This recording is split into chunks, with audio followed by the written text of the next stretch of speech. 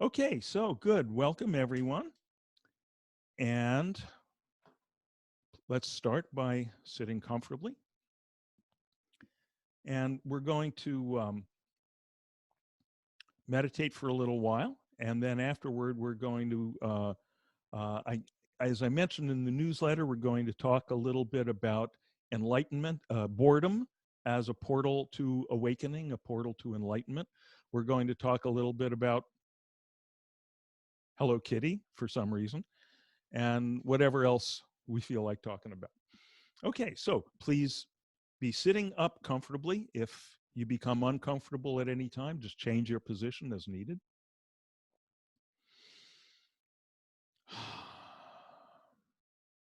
And we usually start with a little, some kind of on ramp, some sound or some sight or some breathing or something as an on ramp into the simplicity of natural meditation.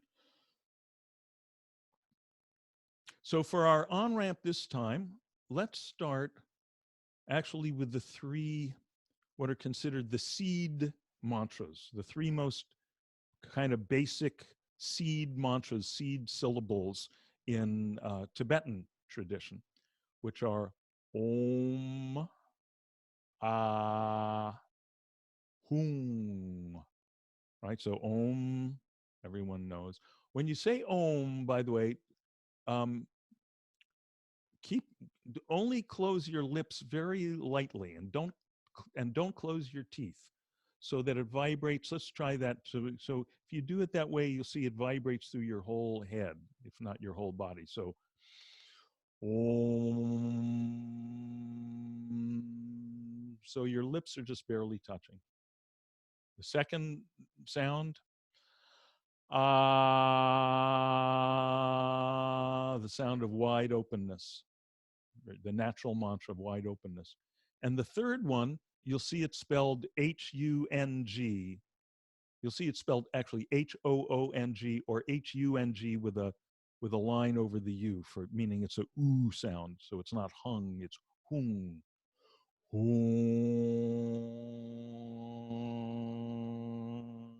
And really get into that at the end.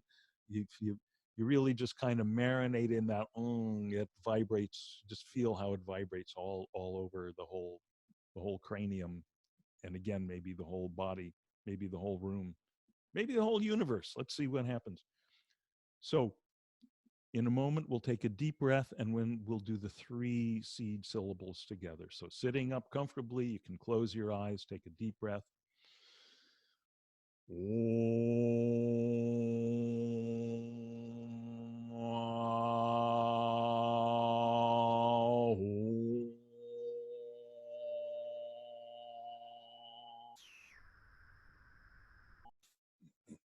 And again, deep breath.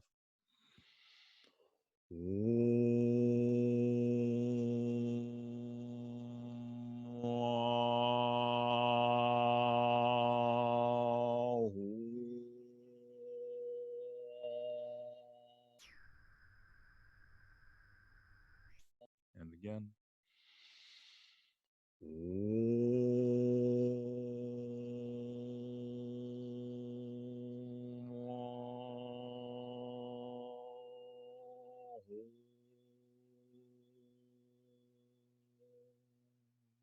Let's do a few more. Just let yourself just get lost in the sound, in the vibration.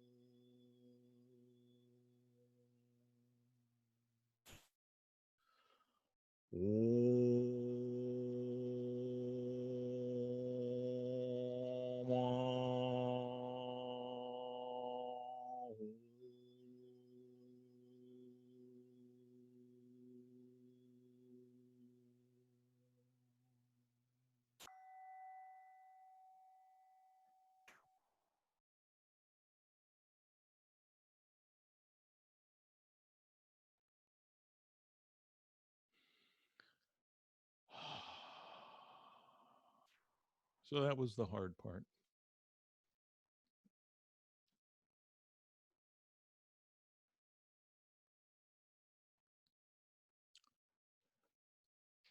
Now we don't do anything in particular.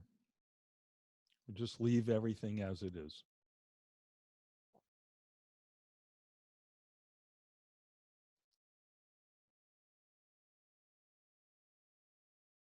So the body is already resting in the seat. The seat is already holding all of your weight. So there's no work involved in sitting.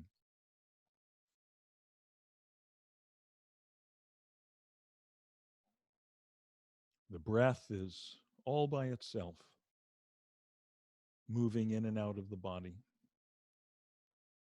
So there's no work involved in breathing, no doing. Just happens on its own.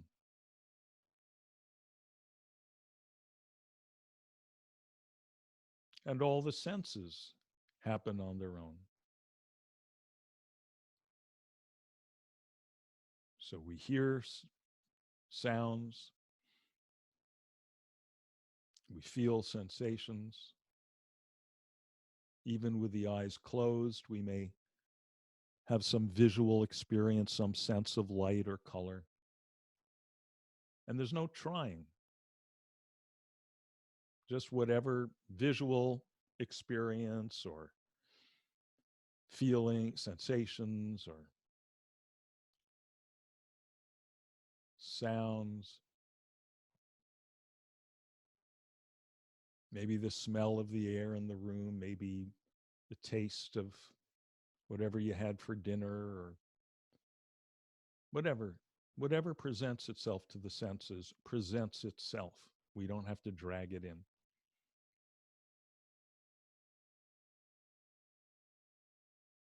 So there's this natural, spontaneous, we could say, display of experience going on in every moment. Just regular, ordinary, everyday awareness. Same as it's been every moment of our lives. Same as it ever was.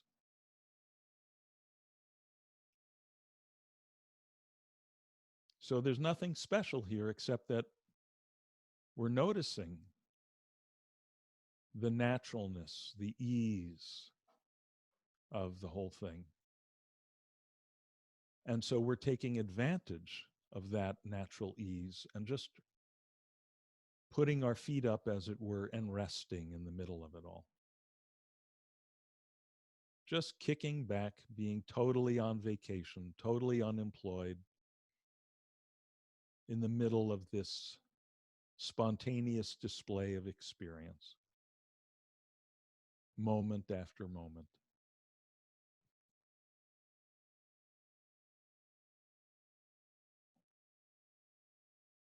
It just keeps bubbling up like water bubbling up in a fountain.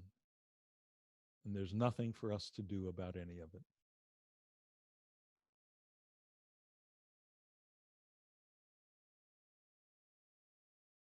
So we can completely kick back, rest in the middle of this natural awareness.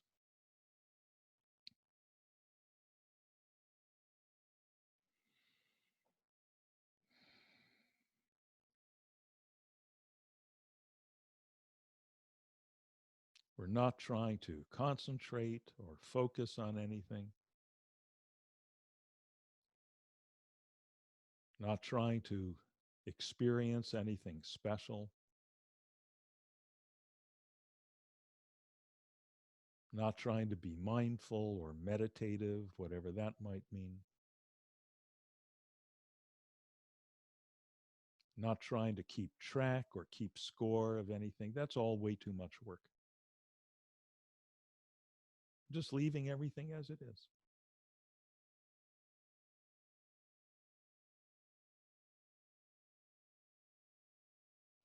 We're just letting whatever comes come, letting whatever goes go.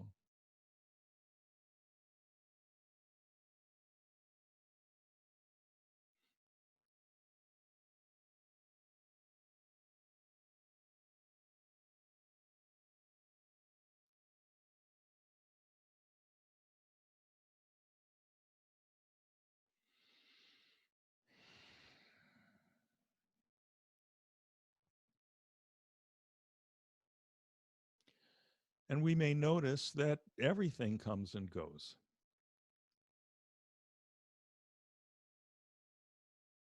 A sound comes into our awareness, hangs out, maybe changes, and then goes away. Pretty soon, we probably forget about it. Then maybe another one comes and goes. Same with sensations. Same with thoughts. So thoughts are really just like sounds or sensations or colors. Nothing special about thoughts. Just another kind of something coming and going within our awareness. Doesn't matter what the thoughts are about or if there's a lot of thoughts or few thoughts. Just as it doesn't matter what colors we see behind our eyelids or what sounds we hear from the street.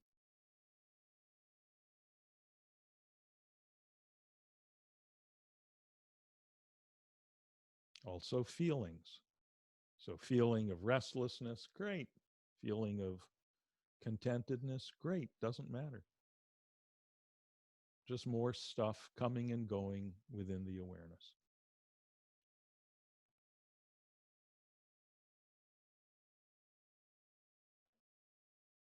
We have no role to play in the comings and the goings.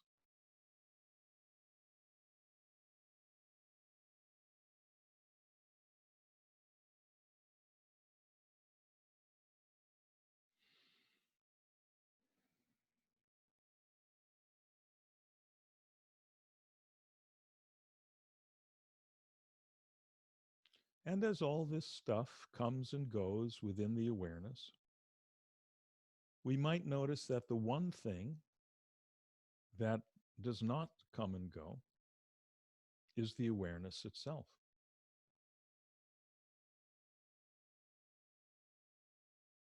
It's the one thing that doesn't come and go because it's not a thing.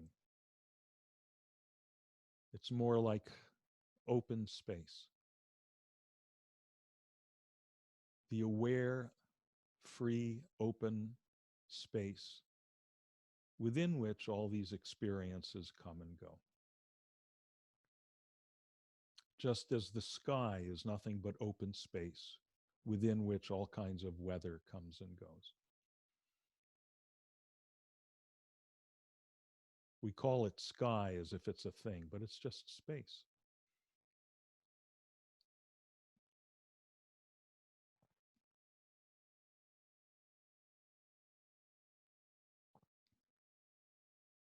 So we can notice that this awareness, this regular, ordinary awareness, from which we've been experiencing all our lives, is like open, empty, free space, with everything coming and going within it. You're just noticing, there's nothing to do about it.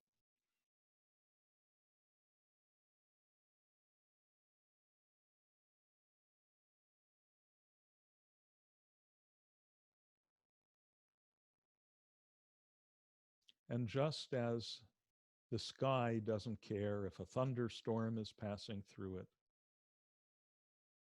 or a rainbow is passing through it, awareness doesn't care if this sound or that thought or this feeling or that color is passing through it.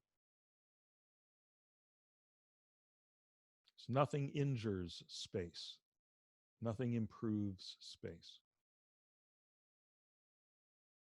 nothing leaves a dent in space. Everything passes through space frictionlessly. So, in that way, we can notice that all these experiences pass through this space like awareness frictionlessly. We're just noticing. We're not trying to create that sense, that situation. We're noticing that's always the situation. and just resting in that situation. That's the bottom line. We're just resting as open, space like awareness through which everything comes and goes frictionlessly on its own.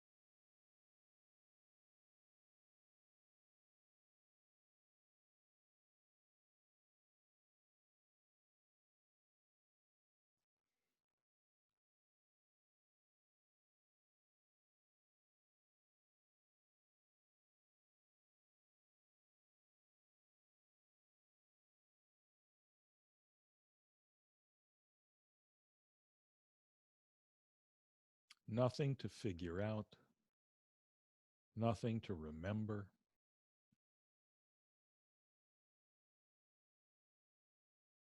nothing to accomplish, and no way to accomplish it. We're already here. We're already awareness. Awareness is already like space, open, empty, even when it's full of stuff.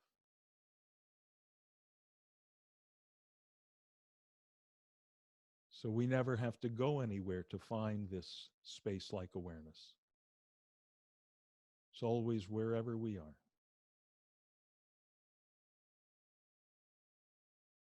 If we find ourselves feeling caught up in something or struggling with something, just relax your grip on whatever the thing is. Relax back into this open space of awareness, which is always right here, wherever you are.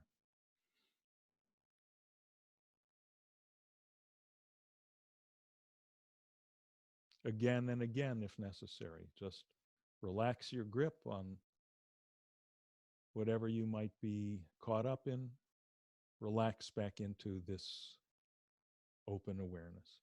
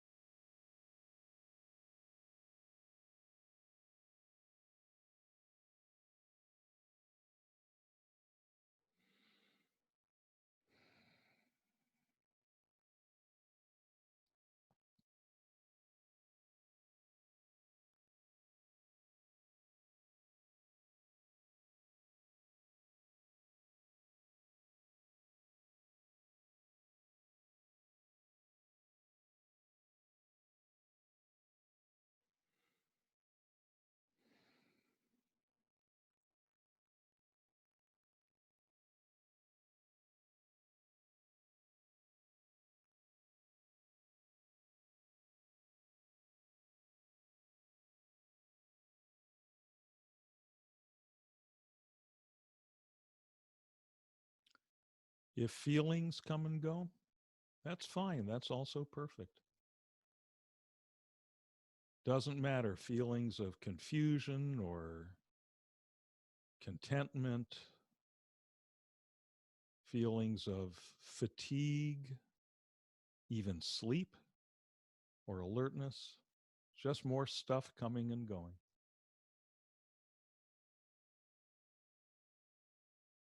And just as the sky welcomes whatever kind of weather comes and goes without any preference, without any favorites, we just remain in the naturally welcoming quality of this open space of awareness, not judging any of the things that come and go. Doesn't matter what feelings are there, what thoughts, how many. None of it interferes with the essential emptiness of space like awareness. So just rest in that. That's all. Rest in this awareness, which is always right here, right here. Nothing to find, nothing to do, just being, just remaining as you already are.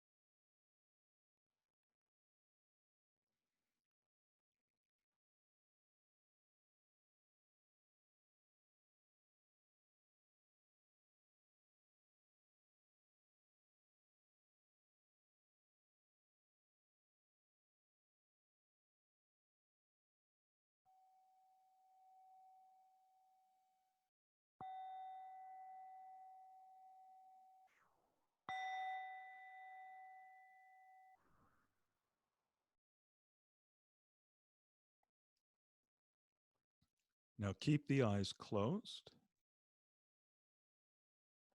and take a few minutes to gently bring the body back to a more active state.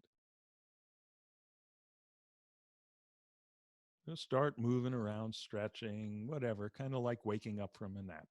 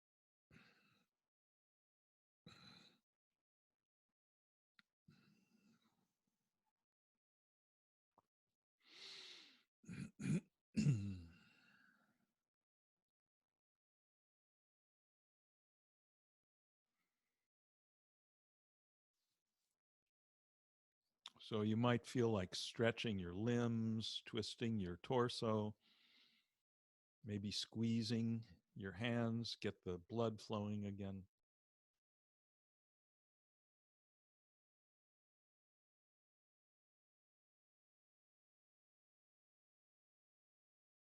And then when the body feels ready, you can slowly open the eyes. But we always want to take our time to ease out of meditation like this. The body can sort of fool us, the body, or be fooled. The body can be much more deeply sunk than we realize. So we don't want to shock the body by coming out too quickly. So whenever you feel ready, you can slowly open the eyes.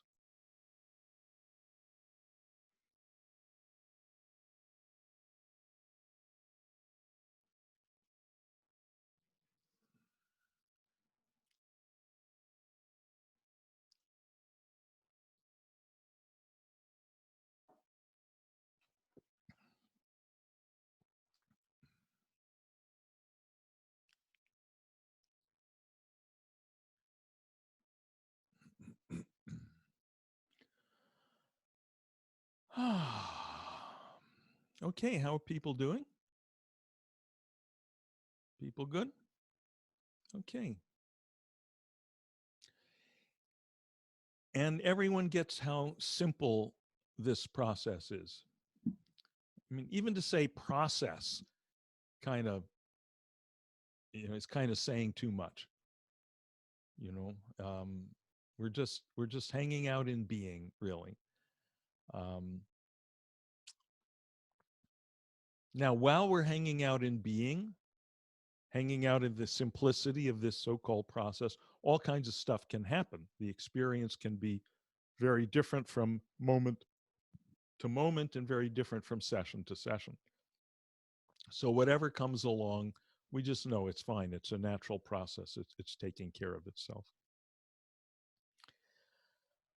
Any questions? First of all, any questions about meditation?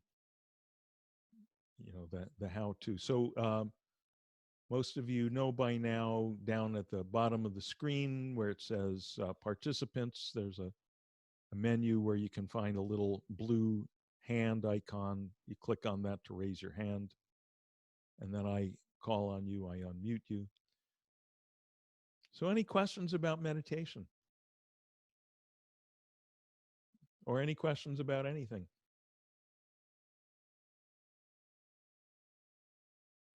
Okay, there's Alan. Alan, I'm going to unmute you.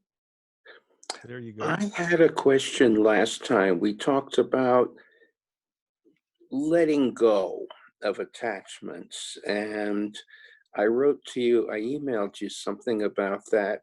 There's a lot of talk about letting go and a lot of talk about attachments, and it's almost as if it's some kind of undesirable state to be attached to something or someone.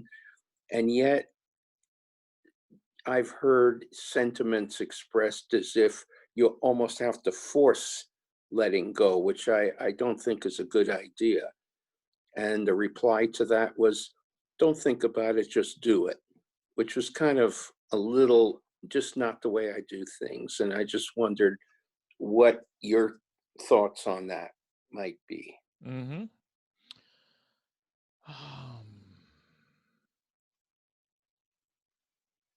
First of all, you'll notice that whole language of attachments and getting rid of attachments and so forth, you don't hear that from me. No, I don't. Okay. And you're not gonna, and it doesn't mean that necessarily people or teachers or guides who use that kind of language are wrong, quote unquote. It's just that I find that particular expression, I find it to be not useful. I find that actually it tends to lead to exactly the kind of um, confusion that you're expressing here. Part of the problem is that the word sounds very kind of judgmental. Oh, you're so attached, and oh, I'm Mm, so attached. I must be a bad meditator. I must be an unspiritual person, or wait a minute, these spiritual people, these meditation people want me to get rid of my attachments. Does that mean I can't love my children or my grandchildren? Does that mean I can't, watch TV? Uh, so I just find it to be not useful, not a useful expression. So that's number one. Number two, Alan, in the time that you've been practicing, and you've been practicing for a while, have you found that there's stuff that you used to feel strongly attracted to that's just kind of fallen away? It lets me go. It It lets gives you me, go. you know, Yeah, I love that. I love that. Yeah, it lets me go. Um, years ago, when I was in college, and I'd been meditating for a couple of years, and I had some friends who we'd all started meditation around the same time. mhm. And my friend Kip, I went to visit him one day, and I said, Kip, um, how you doing? How are you enjoying the meditation thing? And he said, oh, it's great. All those things that they talked about. Uh, I'm getting along better with my parents, and I'm getting better grades, and I feel more relaxed, and I think maybe even my health feels stronger. He said the one thing I'm sort of disappointed in, though, is that they talked about people stopping smoking when they take up meditation, and it kept not happening. And 6 months went by, a year went by, it kept not happening. So finally one day I decided, well, I'll just stop myself. Okay. and i Mm. and I said, Kip, that's it. That's it. What did you think, the cigarettes were going to jump out of your pocket and into the trash can? Right? That's the natural falling away of the desire. Now there is a point where, and sometimes it can really, in the case of smoking, you'll probably notice if you're smoking or not. um uh I mean, in my case, I actually started, I used to be a smoker. So did I. I used to smoke 2 packs a day. and Hmm. and then one day I just it exactly as you said, it just left me. I just found the desire was gone. Well, that's good. I happened to run out of cigarettes. I was in dental school, and it was just before Thanksgiving of '67. And I'll remember Fred looked at me and said, Rosie, that's what they called me. Why don't you just give it up? Well, I Uh-huh. tried to do it before, but I just said, well, I don't have any, so I'll give it a shot. And Mhm. I never, I mean, I've had a cigarette or two in the last 60 years, but Mhm. no, I quit smoking and I saved myself about $8,000 a year Great. Yeah. Yeah. and my health. Yeah. Yeah. Good deal. So, um yeah, I think we've got the gist of the thing here, which is that, well, here's the one other thing to understand in this connection, I think, which is, why does the stuff fall away? Why does the stuff fall away? And we can address that question in very kind of scientific terms, from a kind of materialist point of view. Well, okay, when the mind settles down and the body settle down in meditation, the sympathetic nervous system, which causes fight or flight, tension, all that stuff, that settles down. The parasympathetic nervous system, which is more, brings about relaxation, that takes over. So without that feeling of stress, without that feeling of tension, we're less drawn to, in this case, smoke the cigarette. This is a very good example, because no one smokes cigarettes because they think it's a good idea. No one smokes cigarettes because it makes any sense. People smoke cigarettes in spite of the fact that they kill way, still, at the height of this pandemic, cigarettes still kill way more people every day than pandemic Oh does. yeah. This, when you're 14, there's an attraction that you may feel not it's not there when you're 30. you Yeah, know. yeah, but then what the, of course, you know, the tobacco companies are hoping you're hooked by then, and Well, I it's too. happened to be in Hong Kong and I happened to stick my nose into a room. It was a teenage nightclub. You know, the minimum age was 12. And there were these big round tables for 10 people. And at each table, there was an ashtray and a full carton of American Marlboros. Wow. Yeah. Yeah. And that's why, you know, we're going to change the topic in a moment, but maybe a little too long on on smoking. But isn't it interesting that you know, if you think back to the golden age of cigarette advertising, it was really all aimed at children, you know, adolescents. Right? Joe Camel. What was Joe Camel all about? Being cool. Who's preoccupied with being cool? Adolescents. Mm, Or Marlboro, the most effective ad campaign I think in history. The Marlboro. What's that campaign about? I want to be a cowboy, hmm. right? I mean, it's for children. You're not So selling the steak, you're selling the sizzle, and they're yeah, very good at it. right. But in any case, it's not just about cigarettes. It's about a lot of things that, because we're spending time marinating in this place of ah this place of okayness, Hmm. that we settle into in meditation, and which becomes more and more, it becomes more and more clear that it's because awareness has no qualities, it has no color, no texture, no edge, no size, no shape. It's boundless okayness, Mm, you know, yes, yes. boundless infinite okayness. What we're looking for all the time, what everyone's looking for all the time, is, we can say, happiness, contentment, which is not, and by happiness, we don't just mean like a cheerful mood. That's just, you know, one other mood. It's something much more profound and simple than that. It's the situation where you feel nothing needs to be added to this moment, nothing needs to be taken away from this moment. It's completely okay. Now, we spend most of our lives trying to arrange the external circumstances of our lives to support that feeling of okayness. But, you know, there's too many things to it. It's a game of whack-a-mole. We get this thing under control, and then there's that thing. Um, so in that sense, what's happening in meditation is we're finding where the real infinite okayness, that's not dependent on anything external, where that is, which is not in the world of all these things we're aware of. It's the nature of awareness itself. And more, and this is really the key, more and more as we come out of meditation saturated with that experience, that awareness of the infinite okayness of awareness, more and more that's there with us all the time as the background of Mhm. everything else we do. And so it's natural that attachments, to use that word, let's say habits, it's a more neutral word, I think, more useful word.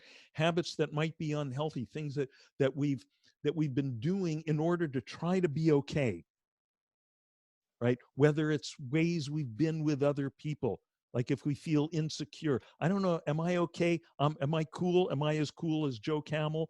Okay, so I don't think I am. I got to smoke a cigarette. Or I don't think I am. I have to be a wise ass. I got to say these sarcastic things and put other people down, and then I'll be okay. Or whatever it is, as we're more and more saturated with real natural experience of okayness, those things are going to tend to fall away.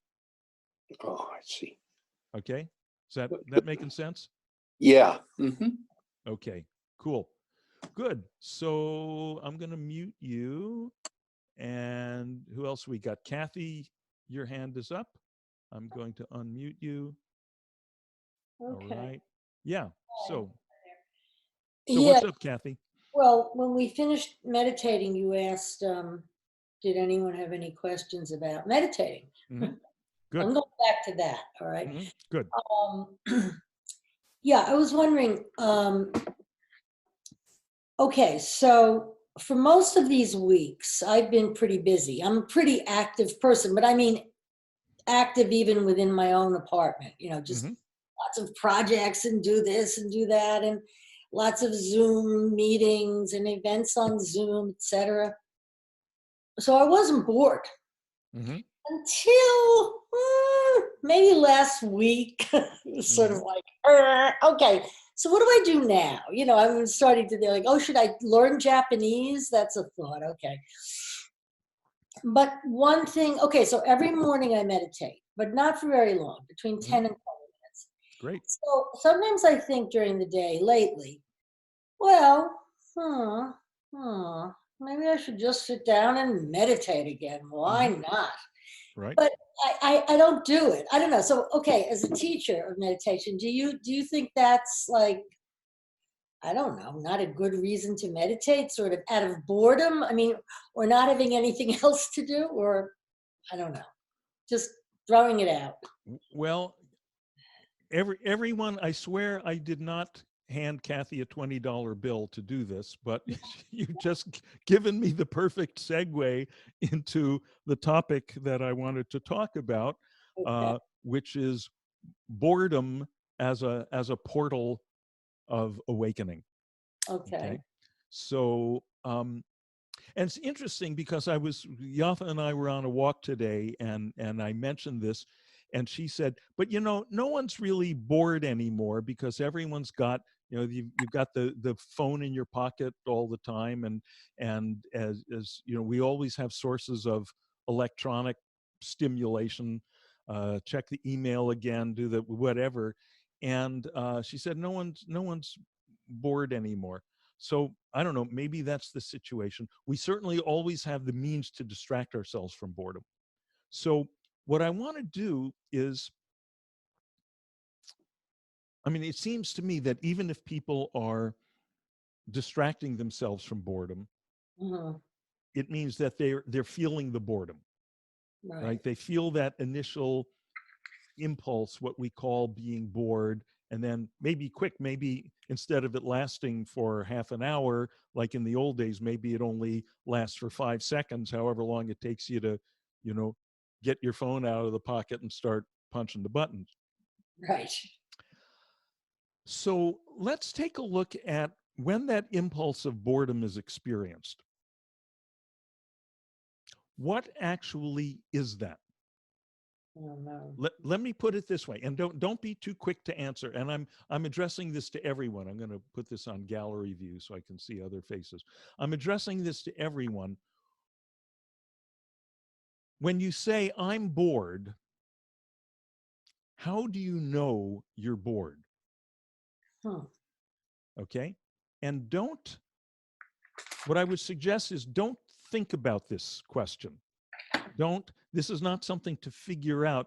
This is something to look at your experience. Just kind of scan you recall when you're bored, and when you say, hey, I'm bored, what how what has actually happened? What have you experienced that prompts you to say to someone else or say to yourself, I'm bored? What are you actually referring to? Yeah, Kathy. Well, it would be like, I don't have something to do next. Because I have a list for every day. I write down Wednesday, and it's like I've got like 7 things that I want to do. Right. So that's Okay. one way. I mean, Hmm. I really don't have, I think like, okay, well, I did that, I did this. So now what am I going to do? That's Okay. what I experience.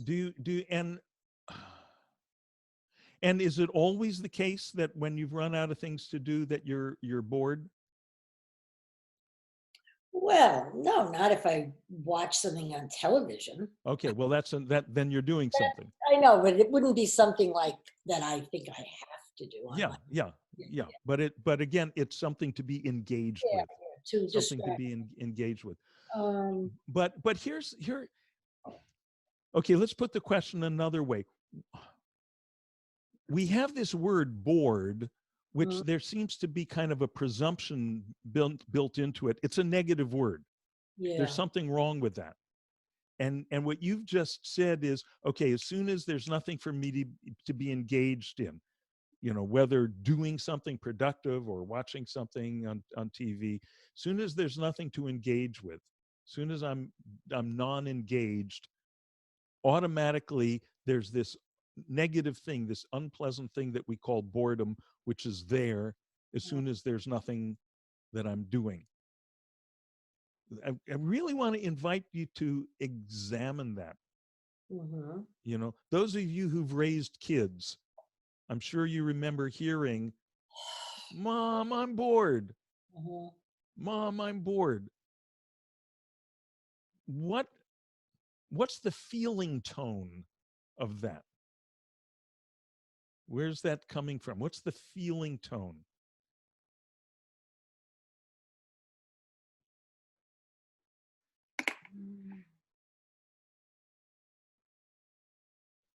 Tell you what. Tell you what. You say it comes up when we're not doing anything, when we're not engaged in anything, right? We're not being productive. We're not watching TV. We're not even meditating. We're not doing anything. So let's investigate right now. Don't do anything. So Alan, I got to invite you. Yeah, put your brush down. Don't paint your picture. Don't do anything.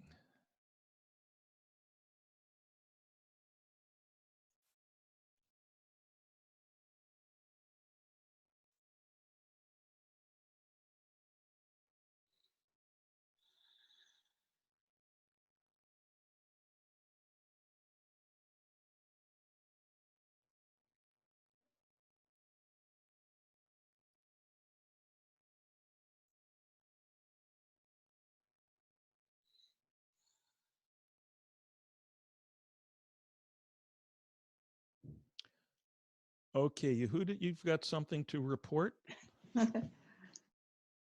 Mm-hmm. Well, Yeah, go ahead. well, I want to say I'm thinking about myself when it's something boring. I feel like it can be a feeling. It's not about really doing or not doing something. Even I have quite the same routine all the time, and usually in my life I do like a routine. I think it's when there's a lack of that I feel bored if there's a lack of enthusiasm about doing or not doing something, and maybe lack of energy or finding some kind of joy in the process of maybe not me doing, maybe watching a film that is boring and doesn't give me excitement or joy or interest or something. And I Okay. think that Now, what about just now? This experiment we're doing right now with it, just now. that's interesting to me. So I'm not bored because that's a good conversation. The When we letting go before I was practicing a lot of yoga, I have been thinking for years about what does it mean really letting go. I don't want to let go. There's Okay. something I have lots of joy being attached to, if it's a Okay. person or stuff or whatever. Right. Okay. So but yeah. now But we're on this to this. question was more interesting to me, so I'm not bored. I'm not bored. Okay. Okay. Well, I'm sorry to hear that. You're sorry? Yeah. What do you mean sorry to hear that? I'm not Yeah. bored now. Yeah. Okay. No, because we're trying to explore. At least I'm trying to lead just a Yeah. little bit of exploration of boredom. So let's see. What Kathy, is you have boredom? something to report? So you said that thing before, like, okay, just, just do it. I mean, like, and everybody was silent and just sitting Yeah. here. Let's just not do anything. Yeah. So what I felt and realized was, I mean, I don't know how to put this, like, without sounding like cliche, but and I've had this feeling alone in the apartment, as I say, when I get to that point where, okay, like, what am I going to do now? It's just sort of being right here now, not necessarily meditating per se, just looking around and just being in this, well, I guess this space. And so I don't know. I don't want to say being here now, but that's kind of what it feels like Yeah. to me. I don't Isn't know. that interesting? Yes, it is. Isn't that interesting? Now that you're really getting us now, Kathy, to I think you're hitting the pay dirt here. Okay. Okay. And this is why I would describe boredom as a portal to awakening, and one not to be overlooked, one to be really Mm. used.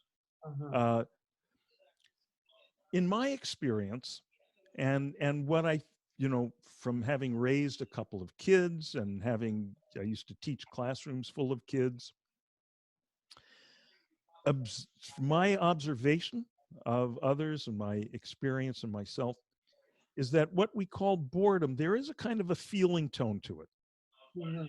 And sometimes when there's nothing to do, it doesn't necessarily, it's not a one-to-one correlation between having nothing to do and being bored. Sometimes we go to great lengths. We buy an airplane ticket, we fly off to, Turks and Caicos or Aruba or somewhere. We lie back on the beach, we go, there's nothing to do. Right. Right? So it can be, that can be completely delicious. So we can't accurately describe boredom as just a situation of Mm. nothing to do. Rather, it's a feeling tone that arises when there's nothing to do and we're uneasy about it. Mm. It's a feeling of, and picking up on the point that Yafa made to me when we were out on our walk today with our masks on and all of that, which Right. is that these days, usually the moment a person starts to feel that sensation, that uneasy feeling tone, even before they can clearly recognize it and say, I'm bored, they're pulling out the phone to distract themselves from it. Right. So here's a suggestion. Here's a suggestion. What I've found to be a fruitful way to explore is the next time you're hanging around, you're out for the walk, whatever, there's, quote, nothing to do, and you find your hand going to your pocket for the phone, don't do it. Mm. Don't do it.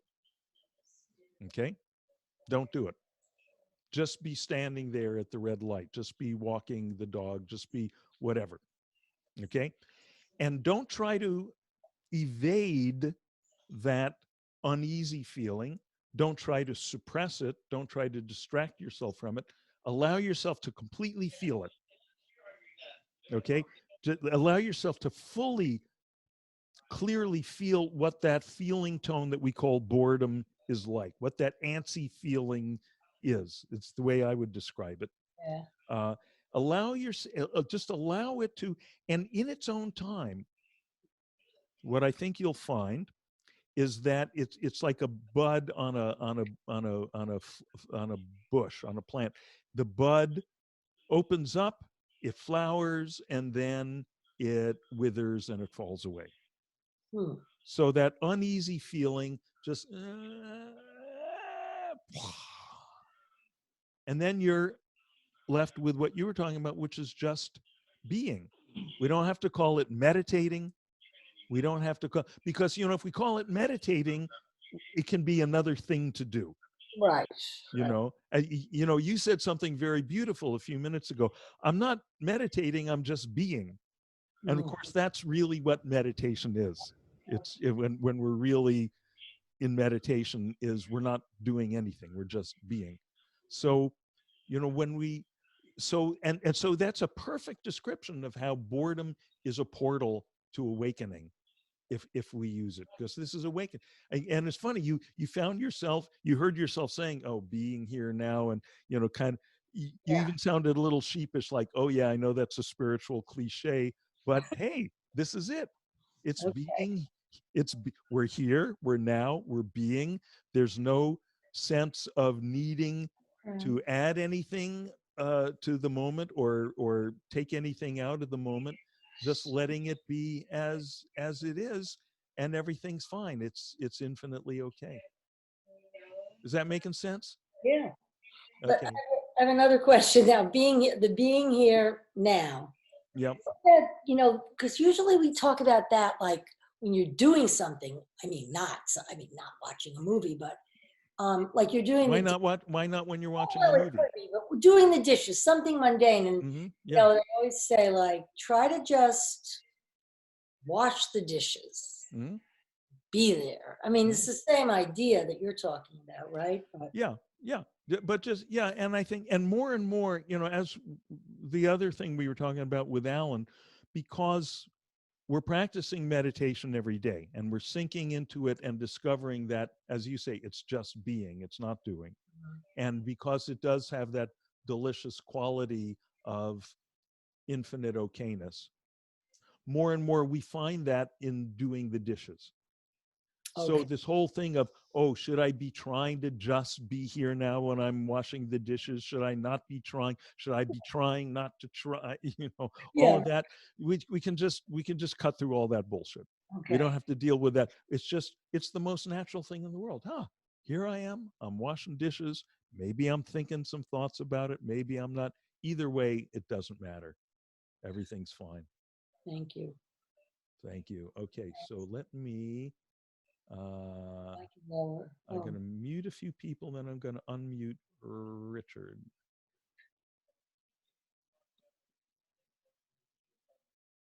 Okay.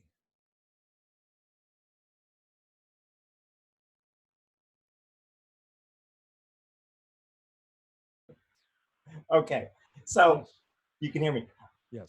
Okay, so you said something about when I'm sure those of you who've raised children remember them saying "on board," and so I cast my mind back to my childhood and those rare times that I was bored. I wasn't bored too much. Mm-hmm. I always like made something for myself to do, but I did realize that some of my most vivid memories as a child were those times when I was bored, when I Mm. was became aware to the extent that I could very, very clearly remember my living room and my sister in the kitchen watching Dark Shadows. It was at this time during the day that I had nothing to do, and I very clearly remember I could I had no interest in Dark Shadows as a 3-year-old, but I knew it was on and I knew I was bored. Right. So Isn't that interesting? yeah, Why would it be that those times of what we're calling boredom created some of your most vivid memories? Why could that be? It's a very interesting observation. because I was opened up. Yeah.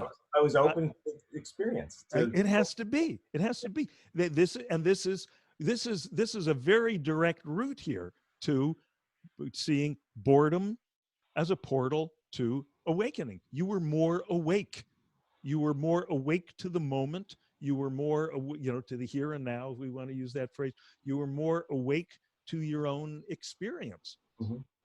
of just experiencing, just being. So the experience wasn't about, oh, now I'm going down the water slide, or oh, now I'm I'm listening to my sister's Beatles albums. Now I'm doing this, now I'm doing that. It's just, now I am. Yeah. Now I am. And by the way, in the background, something dark shadows, something's going on in the background that I'm not particularly interested in. Yeah, it's great. So why leave that fantastic opportunity of awakening back only for 3-year-olds?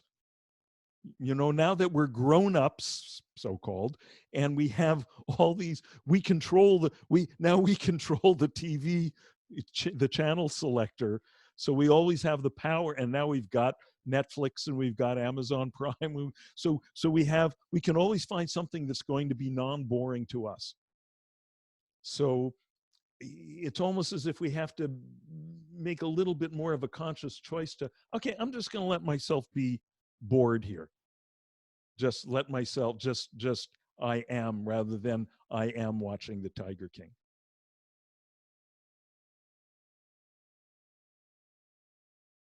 Making sense, folks? We're good with that? Okay. Yeah. Back to you, Alan. Yeah, I'm sorry. I don't mean to hog the set, but to me, boredom was always a discontented feeling, Yeah. almost a frightening feeling, like I was crashing and crashing into a deep depression. Mm. That was, especially when I was a young, say 11 or 12. Especially if I'm just sitting at home, and the other day climbing the walls. Yeah. But boredom has always had a threatening element to it. Mm-hmm. Mm-hmm. That's all I'm. That's Okay. all. Okay. No, you raise a good point, which is that it gets a little more complicated with people who are prone to depression, because depression does, in general, stimulation is healthy for not falling into a depressed state. You know, I am taking medication yeah, for it. yeah. Okay. So there's another layer of complication to the question for you. And by the way, that's one of the reasons why in the really sophisticated systems of what I would call spiritual technology, they always have a lot of tools. You know, it's not just sitting silently in meditation, right? I mean, for me, if I got to have one, that's the one I take, because that kind of is the most universal, and the most handy for the most people. But there's all kinds of tools, and that's and for example, in the Tibetan Buddhist tradition, which I spent a lot of years engaged with, and still use some of the tools from that great big deluxe toolbox. There's a lot of stuff. There's always, in every tradition, there's always something where you're banging on drums, you're ringing bells, you're singing, you're dancing, you're lighting candles, where you're more active, you're more engaged, and then finding the silence, finding the okayness in the context of being more active. Now, one example of that is if you're going to be joining us on Sunday for the Vajrasattva training. So that's one straight out of the Tibetan toolbox. That's very active. Actually, last week you emailed me, right after I introduced the short version of the mantra, Om Vajrasattva Hung, Om Vajrasattva Hung, Om Vajrasattva Hung. And you mentioned that, boy, there's something there for you, like an accelerating race car. And so yeah, wait till you get to the 100-syllable version. It's like a monster truck. Oh boy. Yeah. Should I buy insurance? It's good stuff. It's good stuff. Okay. Anyone else?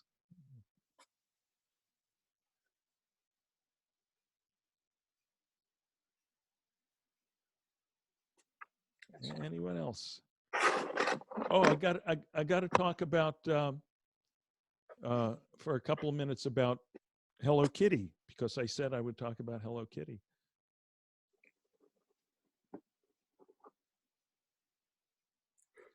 No. So this is Snow Globe Hello Kitty. Oh, I got to mute people. Hang on.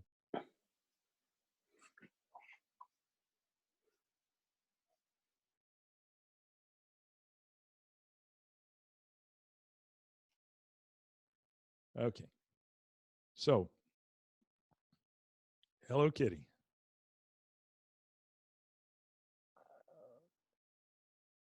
What's going on? Bunch of snow, bunch of snow. Wait a minute. The snow is settling. Oh, it's Hello Kitty. Okay. So I like the Snow Globe Hello Kitty, first of all, because it reminds me of the Zen story that I think we told this story last week or the week before, maybe. The story about the guy who has the bowl full of murky water and tries to stir it and shake it to make it clear. And that doesn't make it clear. It just makes it continue to be murky. And eventually he discovers that if you just leave it alone, the murkiness settles, and then the nature of the water, the natural clarity, shines through. So in this case, the natural Hello Kitty quality shines through, displays itself. Okay. Now, Hello Kitty is one of the most successful brands in history. It's a worldwide brand. It's worth billions of dollars. So when that happens, when out of all the cartoon characters, uh, all the whatever movie characters, when someone um, seizes the imagination of a lot of people, we have to ask that we have to assume that that's talking to something universal in all of us, like Frankenstein's monster, right? There's something about that image of Frankenstein's monster. That movie was made in 1930 something, 1938, I think, and that, you know, the Boris Karloff thing, and it's, you know, how many millions of kids dress up as Frankenstein's monster every Halloween, right? We have on the altar behind me, we've got this image of the Buddha, for example, which we know historically is not what the Buddha was like. The Buddha did not have funny hair piled up on top of his head. We know that the Buddha was bald, actually. He was shaved bald. We know that from the historical records. But there's something about that. One day we'll go into the whole iconography of the Buddha, all the details of why that's become kind of the universal, the archetypal image of the Buddha. We can do all of these guys here. We've got Ganesh there with the elephant head and the human body. Why an elephant head on a human body? Why is one tusk always, the right tusk is always broken, the left? There's all of this stuff says things about the nature of life, the nature of consciousness. This is called iconography, the studies of the meanings, the significance of icons. So here's Hello Kitty. This is actually a Halloween Hello Kitty. But whether it's a Halloween Hello Kitty or a snow globe Hello Kitty or whatever, there's certain things that never change. First of all, she's a cat. She's a cat. And if you look at Zen art, there's two animals, aside from humans, there are two animals that they depict over and over. For instance, they almost never depict dogs. You can look at thousands of pictures from the whole Zen art tradition. You'll almost never see a dog, but you'll see frogs and cats. Okay? Why? Frogs and cats are both very good at just sitting. You know, a frog will sit there for whatever hours, completely motionless, completely silent, and then, you know, catch the fly. A cat can sit for, you know, long time, just motionless, silent, but ready to pounce on the mouse or whatever it is. Dogs are too excitable, so they're not good Zen animals. So I think Hello Kitty, in a very noisy, busy world, embodies that ability to just be, to be silent. Interestingly enough, Hello Kitty has no mouth. No mouth. So that really makes her an embodiment of silence. She has, and also we can't tell, you know, is she, I won't say, we said before, when we talk about happiness, true happiness, it's not just a cheerful mood. Because cheerful mood has an opposite, you know, it's a despondent mood. Now, Hello Kitty is not about cheerful mood. It's not about despondent mood. She's beyond all that. She's that which is, you know, we could say the silent awareness which is behind all moods, just as the sky is behind, above, untouched by all the different kinds of weather that come and go. Our different moods are like different kinds of weather that blow through our awareness. There's something behind it which is untouched, unchanged. And that's why I think why she's white. White is blank, is no color. And of course, this has nothing to do with having so-called white skin. It's not a racial thing. By the way, there is no such thing as a white person. You know, we're all varying shades of you know, pinkish and tannish and you know, very darker browns and all that. There are no white people. There are no black people. But so this has nothing to do with race or skin tone. This is for the same reason that Snow White, right? Snow White and this, right? Or the seven dwarfs. There's a part of us that says, I'm happy. There's part of us that says, I'm sleepy. There's part of us that says, I'm dopey. Right? So the seven dwarfs represent all these different styles of functioning, different moods, different modes, but there's something that's been missing from the lives of the seven dwarfs. That's why their house has gotten so messy till Snow White shows up. To get their house in order, they have to have the part of them that's not happy in the sense of cheerful, not sleepy, not grumpy, not dopey, not anything, just Snow White, as pure as the white driven untrammeled snow. So I think she represents that too. And one other thing, how am I doing for time? Good. One other thing, depending on whether it's Halloween or Christmas or, or she's going to school or she's being an astronaut or whatever, the one feature that Hello Kitty always has is the ribbon, right? There's a sense of things being, we say, oh, it's tied up with a bow, meaning completed. Everything's fine. Everything's done. It's not there's not, some loose ends that need to be tied off.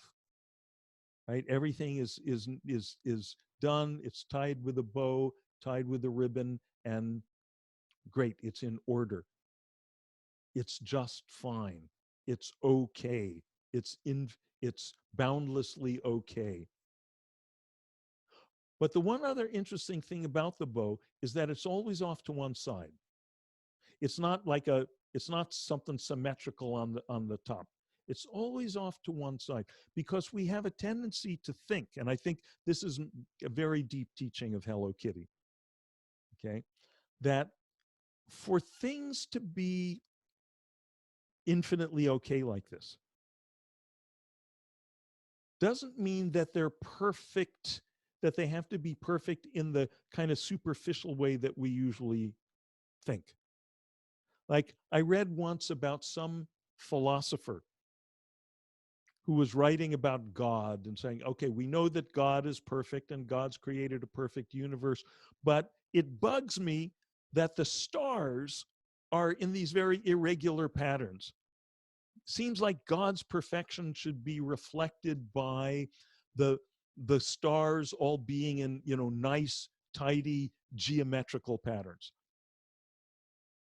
Then we could look up and see the perfection of existence, the perfection of God, if you want to call it that. But of course, that's not the way it is. And it seems to me that the point that the philosopher was missing is that the perfection is not on that superficial level of how we would arrange the stars.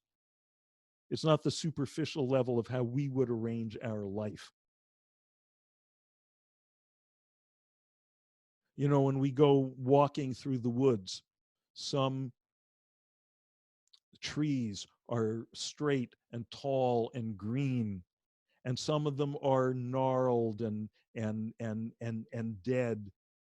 But when we walk through the woods and we see the straight green trees and we see the gnarled bent over ones, we don't say, gee, my walk in the woods has been spoiled by the gnarled trees. The gnarled trees are as much a part of the beauty. What we would call the imperfect trees are as much a part of this bigger perfection as the straight, tall, green ones. So there's this offness, this off-centeredness, this perfection of the imperfection. So this is what I do when I get bored. As I start riffing on things like the enlightenment teachings of Hello Kitty. So I've written whole books like this, by the way. I wrote a book where I take movies like Casablanca and Jaws and Snow White and the Seven Dwarfs actually is chapter 1. I've got a whole book of bringing out those enlightenment teachings. I wrote a book called Why the Chicken Crossed the Road and Other Hidden Enlightenment Teachings, where I do, you know, things like knock knock who's there, and all kinds of take my wife please. So anything else? It's about time to wrap it up. Anything else that we should address before we go? You can raise your little blue hand if so. Okay, so I'll be sending out another memo about the Sunday Vajrasattva training with the link to it, and I'll probably send that out tomorrow. So may all beings swiftly realize the perfection of the apparent imperfection. May all beings swiftly realize their inherent nature, the infinite okayness, the true happiness. And thus may peace spontaneously prevail everywhere.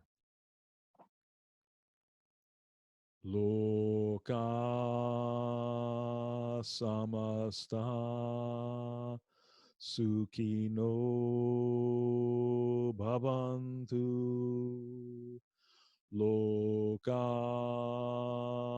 samasta sukhino bhavantu. Loka samasta sukhino bhavantu. Om Shanti Shanti Shanti.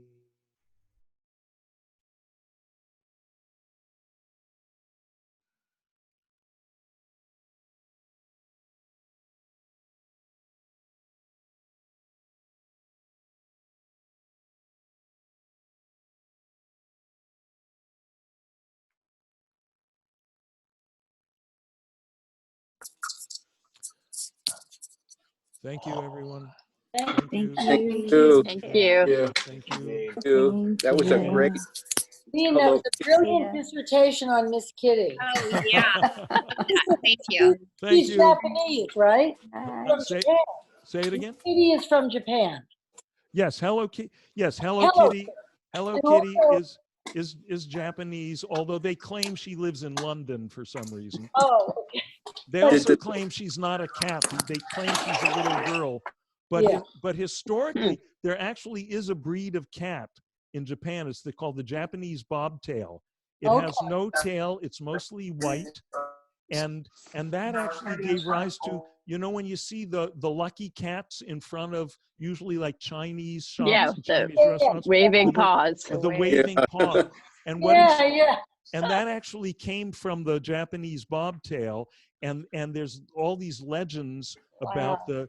the lucky cat who, there was the starving monk, and he was kind to the cat, shared his food with the cat, and so the cat sat there beckoning, and then everyone came and, you know, supported the monk, and so this is how we wind up with these beckoning Okay. cats in front of the Chinese shops. Oh, But I was So and then that gave rise to Hello Kitty. That's I was the thinking history. what you said about the bow being not perfect. Is that like wabi sabi a little bit? You know, that Yes. of Mhm. perfection in imperfection. Yes, thank you. That's exactly right.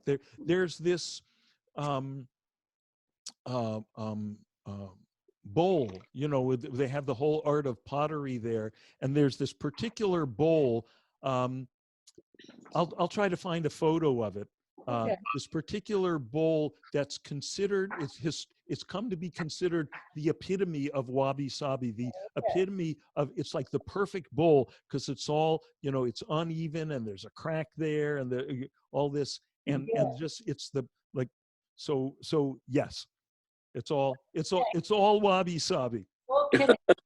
Did the Existence is wabi sabi. Thank did you. the people who made up Hello Kitty, did they have all this in mind when they did this? No, this is my particular brand of insanity. This Oh. is why when I wrote my book Cinema Nirvana, you know, I said at the beginning, I assume that when Spielberg made Jaws and when Mike Nichols directed The Graduate, all these, when Disney made Snow White and the Seven Dwarfs, they did not intend any of this. And that my whole point, that if they intended it, in a way, that's no good. The point is that if this is the nature, if this is what life is really all about, it's all about dharma. It's all about the infinite be in the finite. Then it's got to be everywhere, even by accident. You can't help it being everywhere.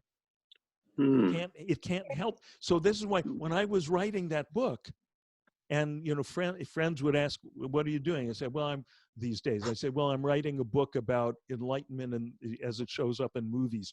And they all told me, "Oh, you've got to write about the Matrix, and you've got to write about Star Wars, and you've got to write about brother son system, all this really obvious stuff, all the stuff where the spiritualities, the enlightenment's on the surface." So I made a list of all the movies that people told me to write about, and I made a point of not writing about any of them.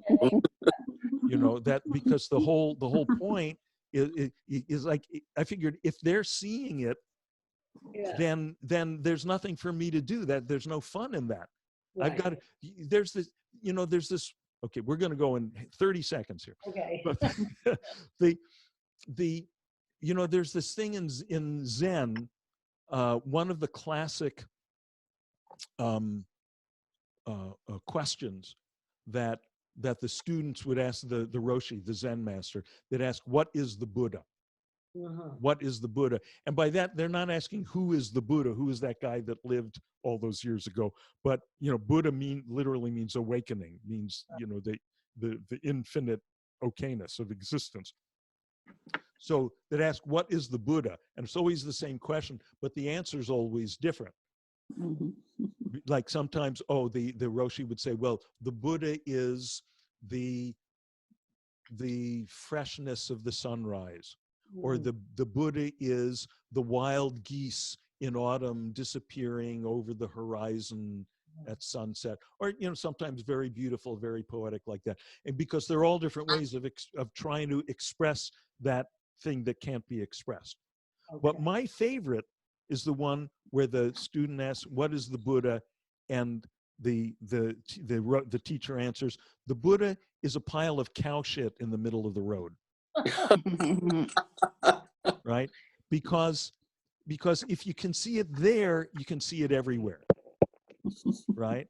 Everything has to be if the Buddha really is what we think it is, if it's really that all the so-called finite is the expression of the infinite, all the so-called imperfect is the wabi-sabi expression of the perfect, it is the perfect, then it has to be,